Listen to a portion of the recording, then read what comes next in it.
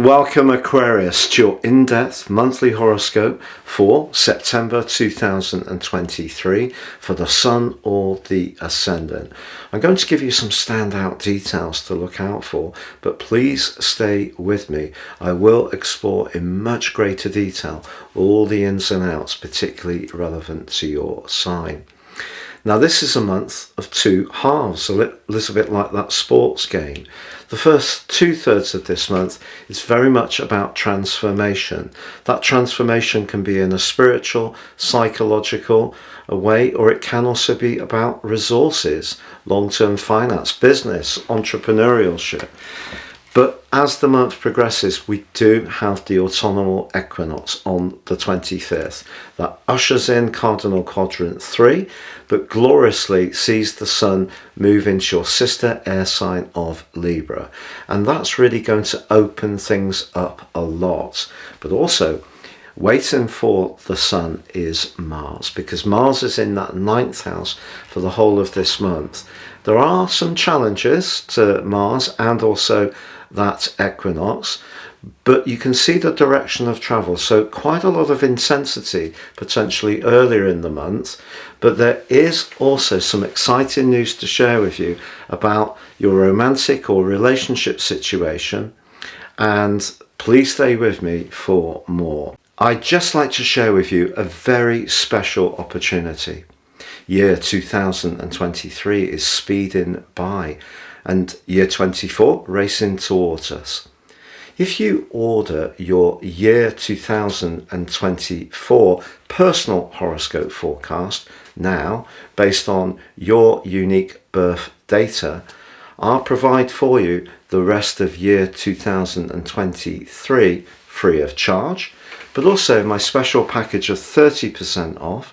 You'll get your character analysis report, your life roadmap, which will give you searing insights of the patterns that have played out so far, but also help you to get a much more intimate understanding of how to work with these energies.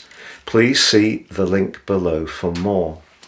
And also, I'd just like to flag up to you that underneath this video, you can see your year 2024 free zodiac horoscope video forecast. So Aquarius, as you make your way into September, your two ruling planets, Saturn traditional and Uranus modern, are hugely influential. Let's take Saturn to begin with. Saturn's in the part of your situation to do with your self-worth, but also to do with everyday money.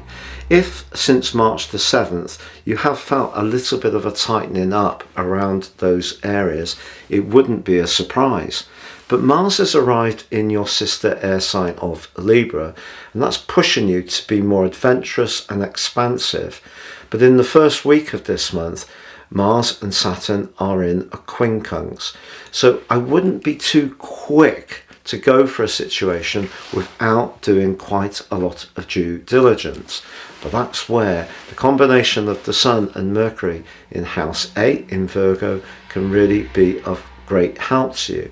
Yes, Mercury may be retracing its steps, but House 8 can be about longer term finances, but it can be about our inner world. It can be to do with where we really want to investigate and get beneath the surface.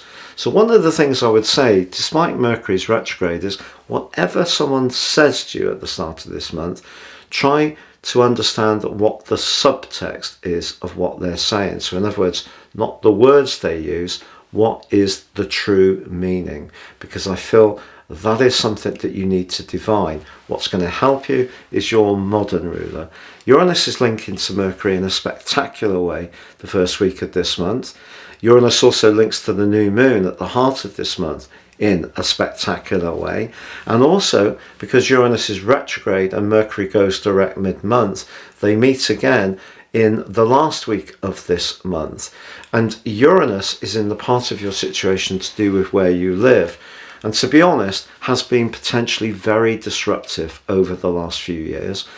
And even if you haven't moved or adapted your home, if you lack space there, that may have been an issue. Or perhaps you've got loads of space, but lack of intimacy. That may have been an issue. Perhaps people have been coming or leaving home a lot. A lot of activity around your home, but not necessarily a lot of settled energy. Or perhaps it's all been going on inside your emotions, which may have felt quite choppy. You may have felt quite defensive at times, quite changeable. But the link between Uranus and Mercury can help you to gain a flash of inspiration around all those topics in a way which may have eluded you a little bit, and me, in recent years. And there's an opportunity to cut through, really arrow through to the core of something.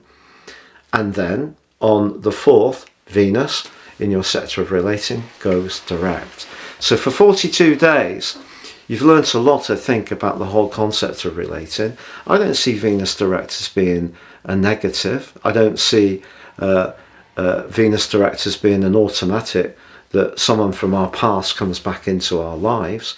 I think what Venus retrograde has done is given you a lot of food for thought about how you interact with people, but it's helped you to also understand what you need. And the 8th house energy, where the Sun and Mercury are, is the next stage on. It's not the conversation, it's how the conversation is evolving into something more meaningful, because the 8th house is about devotion. So that's interesting. So Venus goes direct, and I feel the lines of communication can open up despite Mercury's retrograde, as long as you're understanding where people are coming from. So it's more about comprehension than words. However, also on the 4th, Jupiter slams on the brakes. What does that mean? Well, I feel that Jupiter in the 4th house is an antidote really to the more disruptive energies of Uranus. They're actually going to be coming together next April 2024. Really interesting. That may be a point when the whole process of the disruption of Uranus actually reaches a place where you can make sense of what it all meant. You could end up exactly where you need to be at that time.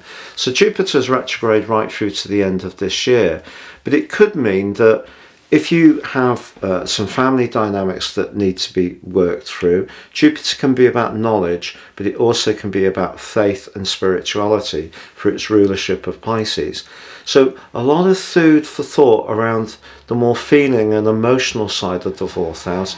Uranus, I feel, is more to do with the erratic energy around feeling penned in, limited, perhaps not heard, because Uranus is the planet of higher truths. Perhaps you've been much more outspoken, particularly to family members that you feel, or people in your community, are not hearing you. So Jupiter is a more subtle influence, but ironically, they're actually talking to each other the first 3 weeks of this month in a square.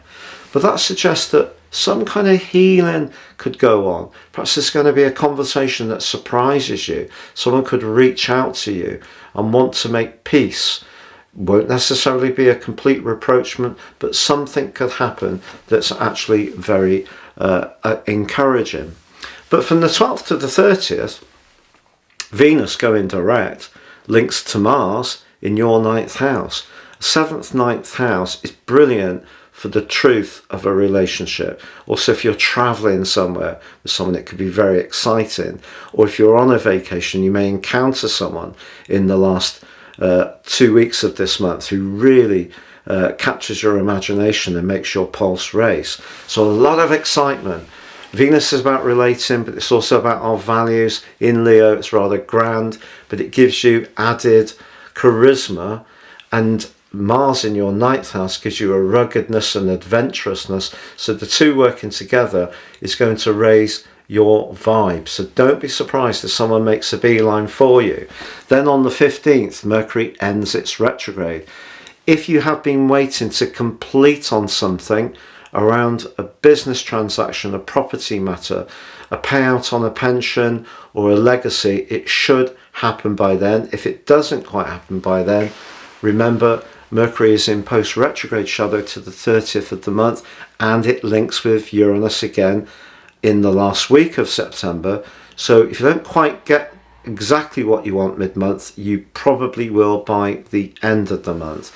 But the new moon, which occurs on the 15th, also links to Uranus, as I mentioned before, And this is a really exciting energy. It suggests that you can have a vision for sharing the deepest part of your passionate being, and you can really get your point across with conviction, but an original way. You know, people are going to really see you as being the authentic person that you truly are. Then from the 18th to the 23rd, that big evolution that I spoke of before can really shape up. Maybe something you've been struggling with since 2008, when Pluto entered the 12th solar house, can really start to become clearer and clearer. A lot of suffering has gone on, I feel, a lot of loss. A lot of psychological understanding has developed, a lot of maturing through pain and those experiences which haven't always been easy. But all of this is preparing you ready for when Pluto returns to your sign on its birthday, the 21st of January 2024, for nearly 40 weeks of occupation next year. So you're coming into your power, and a lot of learning is going to really be rooted in. Then, the 25th, we have the autumnal equinox. The sun returns to your sister air sign after 11 months. It's very much about expansion, adventure, independence. All this intensity that's been throbbing away earlier in the month makes way for a little bit of light and air, doesn't it?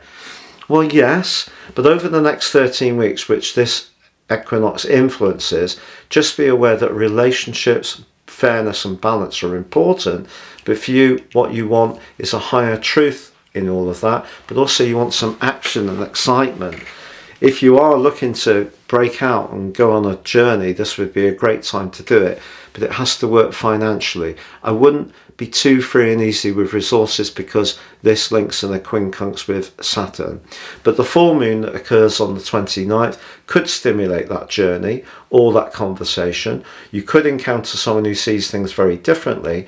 Also, Venus and Uranus clash on the 29th exactly. An electric connection or a big discussion, that's inverted commas for a frank argument, possible. Mercury ends its retrograde, its post-retrograde shadow on the 30th, and I think the curtain comes down on this month in a very dramatic way. Pluto is in a T-square with the nodal axis all the month, so I feel more and more psychological issues are going to be teased into your thinking or teased into your discussion, and it's still a work in progress. You're really going to come fully into your power, particularly if you're born nearer to the start of Aquarius, from the last 5 or 6 weeks of 2024, once Pluto comes back into Aquarius after its brief journey through Capricorn next year. So all of this stuff is quite psychological at an emotional level. It's very much about if you've got any possessiveness going on in your situation, not necessarily from you, that may need to be looked at. Is it jealousy? Does someone feel they have some kind of ownership rights on you?